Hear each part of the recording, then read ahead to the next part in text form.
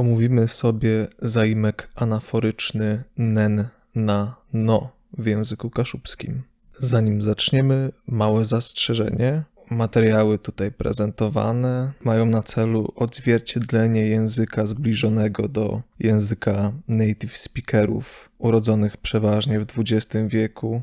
Źródła, którymi się będziemy tutaj posługiwać, to przede wszystkim również źródła dwudziestowieczne, jak słownik Bernarda Sychty, prace Friedricha Lorenza, jak również moje własne nagrania terenowe z native speakerami urodzonymi w wieku XX, często w jego pierwszej połowie.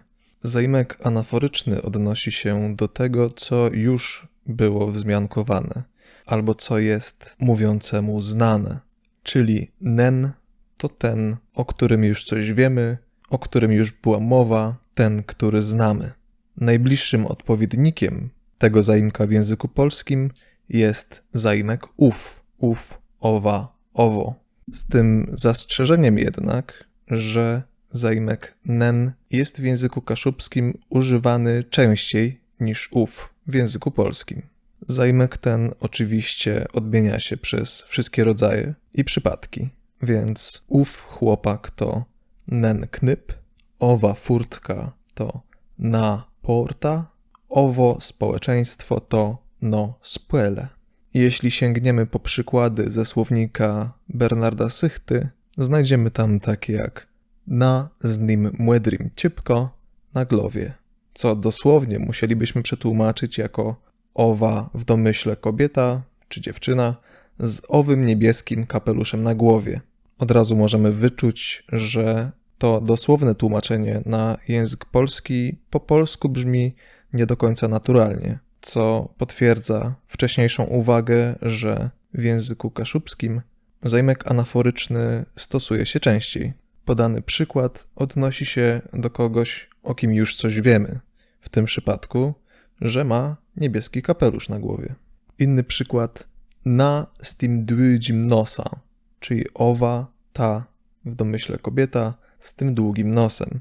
W dłuższym tekście zastosowanie tego zaimka mogłoby wyglądać na przykład tak. Tom był jeden knyp, a nen knyp zabłądził w tym lesie. Czyli pierwsze zdanie wprowadza nam tę postać. Już wiemy, że jakiś chłopak w tej historii się pojawia i w drugim zdaniu możemy w odniesieniu do niego użyć już zaimka anaforycznego, a nen knyp, ten, o którym była mowa w poprzednim zdaniu. Nie ma obowiązku stosowania zaimka anaforycznego i zwykle możemy go zastąpić zaimkiem wskazującym ten, ta, to. Jednakże nie działa to w drugą stronę. Nie zawsze ten, ta, to możemy zastąpić zaimkiem anaforycznym. Dzieje się to zwłaszcza jeśli chodzi o formę to w funkcji zaimka rzeczownego i lub samodzielnego podmiotu. Zawsze więc powiemy co to je, dymie to je mój plik, a nigdy nie użyjemy tutaj formy no. Zaimek anaforyczny używamy też w takich zwrotach jak ten a nen, czyli ten i ów, ti a ni, ci i owi, czy to a no, to i owo. Tak jak w zdaniu my tam kupile to a no. Kupiliśmy tam to i owo. Co ciekawe, a co poświadcza słownik Sychty, ten a nen używa się również jako wyrażenie oznaczające diabła, czyli jest tutaj pewną tabuizacją.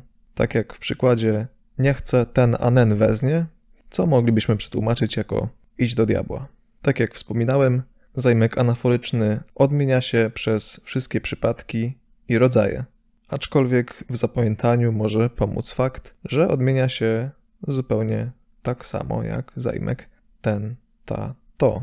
I to wszystko na teraz. Jestem również na Facebooku i Instagramie i zapraszam do odsłuchania podcastu o Mazurach i języku śląskim z doktorem Piotrem Szatkowskim. Moin moin.